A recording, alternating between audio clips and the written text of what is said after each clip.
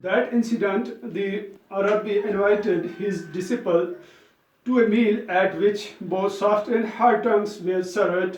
The disciple ate the soft ones and left the hard ones untouched.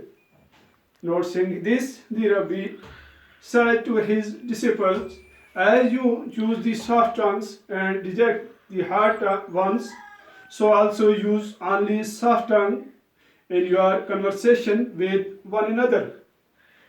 تو راہب نے اس واقعے کے بعد اپنے شاگردوں کو بلایا، دعوت دی، جس میں دو قسم کی زبانیں تھی، نرم بھی اور سخت بھی۔ تو شاگردوں نے نرم قسم کی زبان کھائی اور سخت قسم کی کو چھوا تک نہیں۔ اس بات کو دیکھتے ہوئے ربی نے اپنے شاگردوں کو کہا، جس طرح کہ آپ نے نرم زبان کو چنا اور سخت کو چھوڑ دیا، تو اسی طرح ایک دوسرے کے ساتھ بات کرنے میں نرمی اختیار کریں۔ In this context, اس ضمن میں a quotation by Qualls in worth mention، قرآن کریم سے لی گئی ایک مثال بیان کرنے کے قابل ہے۔ Go not thy tongue to great liberty، اپنی زبان کو اتنی آزادی نہ دو lest it take thee prisoner، جو آپ کو قیدی بنا لے۔ A word unspoken is like the sword in the scabbard thine، نہ بولا ہوا لفظ جو ہے وہ ایک تلوار کی مانند ہے جو بیان میں رکھی گئی ہو۔ A vented thy word is in another's hand، جب ایک بول دیا جاتا ہے تو دوسرے کے پاس یہ چلا جاتا ہے۔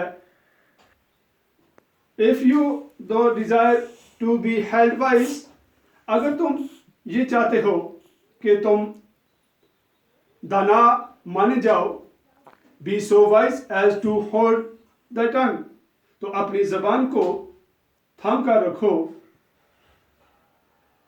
تاکہ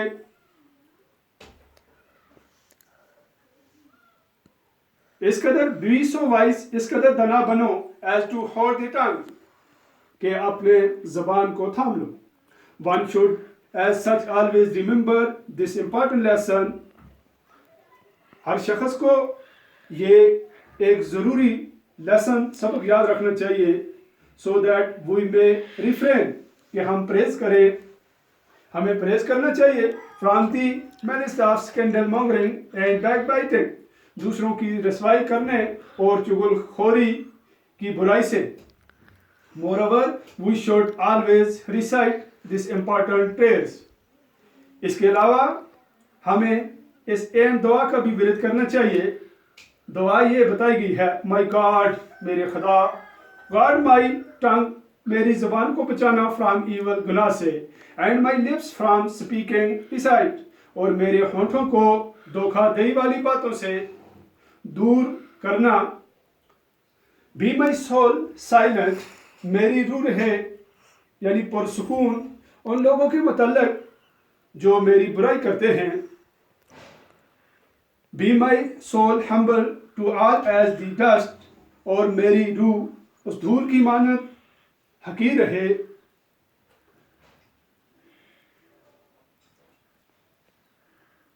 Be my soul humble to all as the dust، میری روح دھول کی طرح سب کے لیے حقیر رہے۔ آگے یہ ورڈز جو دیے گئے ہیں اس کے بارے میں ہم آگے سے شروع کریں گے، اور